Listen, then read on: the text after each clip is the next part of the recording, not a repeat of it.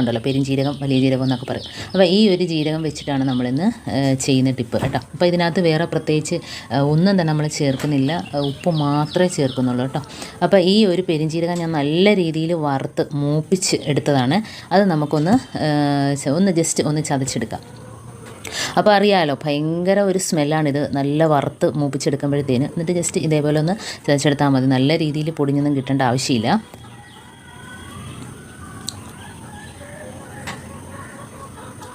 അപ്പം അവിടെ പൊടിച്ചെടുത്തിട്ടുണ്ടേ. ഇനി നമുക്കതിൽ നിന്ന് ഒരു അത് നമുക്കെടുത്ത് ഒരു ബൗളിനകത്തോട്ട് തട്ടിയിടാം. അപ്പം തന്നെ നല്ലൊരു മണമാണ്. ഇനി നമ്മൾ ഇത് വെള്ളത്തിനകത്തിട്ട് തിളപ്പിക്കുന്നില്ല, തിളപ്പിച്ച വെള്ളം നമ്മൾ ഇതിനകത്തോട്ട് ഒഴിച്ചു കൊടുക്കുകയാണ് ചെയ്യുന്നത്. അപ്പോൾ തന്നെ അതിൻ്റെ ഒരു എസൻസ്, ഇപ്പം വെള്ളം കണ്ട ഒരുപാട് ഇതിനേക്കാളും കുറച്ചുകൂടി തോനെ വെള്ളം ഉള്ളതുകൊണ്ട് ഞാൻ വലിയ പാത്രത്തിനകത്തോട്ട് മാറ്റിയിട്ടുണ്ട്. എന്നിട്ട് നല്ല തിളച്ച വെള്ളം അതിനകത്തോട്ട് ഒഴിച്ചു കൊടുക്കുക. അപ്പോൾ ഒഴിക്കുമ്പം പെട്ടെന്ന് കളർ ഇറങ്ങത്തില്ല. നമ്മൾ കുറച്ച് നേരം തണുത്ത് വരുമ്പോഴത്തേനും അതിൻ്റെ ആ ഒരു എസൻസ് എല്ലാം അതിനകത്ത് ഇറങ്ങിക്കിട്ടും. അപ്പോഴാണ് നല്ലൊരു മണം കേട്ടോ. അപ്പോൾ ഈ ചൂടോടെ തന്നെ നമുക്ക് ഉപ്പും കൂടി ഇട്ട് കൊടുക്കുക. ഉപ്പ് പൊടിയാണ്, ഒരു സ്പൂൺ അളവിൽ ഉപ്പ് പൊടിയും കൂടി ഇട്ട് കൊടുക്കുക. അപ്പോൾ ഇത്രമാത്രം നമുക്ക് വേണോ അതിനനുസരിച്ചുള്ള സൊല്യൂഷൻ റെഡിയാക്കാൻ വേണ്ടിയിട്ട് നമുക്ക് ഉപ്പിൻ്റെ ഇതിൻ്റെയൊക്കെ അളവ് കൂട്ടാം.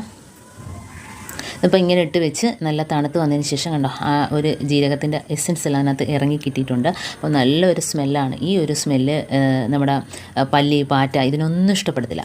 പ്രത്യേകിച്ച് നമ്മൾ മുറ്റത്ത് ഇഴജന്തുക്കൾ, എലി ശല്യമൊക്കെ ഉണ്ടെങ്കിൽ നമുക്കിത് ഒഴിച്ചു കൊടുക്കുകയാണെങ്കിൽ, വെച്ച് സ്പ്രേ ചെയ്യുകയാണെങ്കിൽ നമുക്ക് ആ ഭാഗത്തൊന്നും ഒരു ശല്യവും കാണത്തില്ല കേട്ടോ.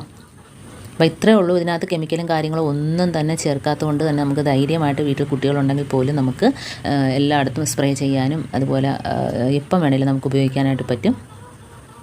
അപ്പോൾ ഇതുപോലെ നമ്മൾ കുപ്പിക്കകത്താക്കി 2-3 ദിവസമൊക്കെ നമുക്ക് വെക്കാനായിട്ടും പറ്റും. അപ്പോൾ ഇതുപോലെ ഞാൻ സ്പ്രേ ബോട്ടിലിനകത്തോട്ടാക്കിയിട്ടുണ്ട്. അപ്പോൾ ഇത് തന്നെ സിങ്കിൻ്റെ സീവയിൽ, വാഷ് ബേസിനിൽ ഒഴിച്ചു കൊടുക്കുകയാണെങ്കിൽ ആ ഒരു ബാഡ് സ്മെല്ല് അതിനകത്ത് നിന്ന് വരുന്ന ഒരു ചെറിയ പാറുകാലി, പഴുതാര എന്നൊക്കെ പറയും. അപ്പോൾ അത് ചെറിയ പാറ്റ കുഞ്ഞുങ്ങൾ ഇതൊന്നും വരത്തില്ല കേട്ടോ, ഈ ഒരു സ്മെല്ല്. അപ്പോൾ എല്ലായിടത്തും ഒന്ന് അടിച്ചു കൊടുക്കുക. നമുക്ക് കിച്ചണിലൊക്കെ അടിച്ചു കൊടുക്കുമ്പോൾ തന്നെ നല്ലൊരു മണമാണ്. സിങ്കിലൊക്കെ ഒഴിച്ചു കൊടുക്കുക. അതുപോലെ മുറ്റത്ത് നമുക്ക് ഇഴജന്തുക്കളുടെ ശല്യവും എലിയുടെ ശല്യവും ഒന്നും ഇല്ലാതിരിക്കണമെങ്കിൽ ഇതൊന്ന് സ്പ്രേ ചെയ്ത് കൊടുക്കുക. അപ്പം നമുക്ക് കണ്ടോ, നമുക്കൊന്നിനെയും പേടി, ഒച്ചൊക്കെ ഉണ്ടെങ്കിൽ ചത്തു പോകും കേട്ടോ.